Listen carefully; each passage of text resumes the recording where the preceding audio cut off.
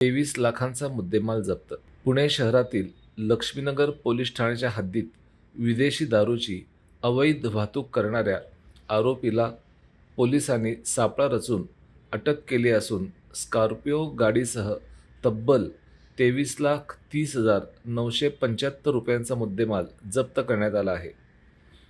पोलिसांनी दिलेल्या माहितीनुसार डॉक्टर बाबासाहेब आंबेडकर जयंतीच्या पार्श्वभूमीवर अवैध व्यवसायांवर कारवाई करण्याच्या सूचना देण्यात आल्या होत्या. त्यानुसार 14 एप्रिल रोजी लक्ष्मीनगर पोलिसांच्या पथकाला एका स्कॉर्पिओ वाहनातून विदेशी दारूची तस्करी होत असल्याची माहिती मिळाली.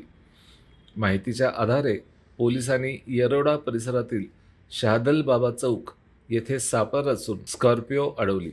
वाहनाची तपासणी केली असता त्यामध्ये विविध ब्रँडची अंदाजे 2 लाख रुपयांची विदेशी दारू आढळून आली. या प्रकरणी चालक अंगदसिंग पुरणसिंग गिल राहणार रामनगर बोपखेल पुणे याला अटक केली असून त्याच्याकडून स्कॉर्पिओ वाहन, मोबाईल व विदेशी दारू असा एकूण 23 लाखाहून अधिक किमतीचा मुद्देमाल जप्त केला आहे. ही कारवाई पोलीस आयुक्त अमितेश कुमार, सहपोलीस आयुक्त, अप्पर पोलीस आयुक्त तसेच संबंधित वरिष्ठ अधिकाऱ्यांच्या मार्गदर्शनाखाली लक्ष्मीनगर पोलीस ठाण्याच्या पथकाने केली असून पुढील तपास सुरू आहे.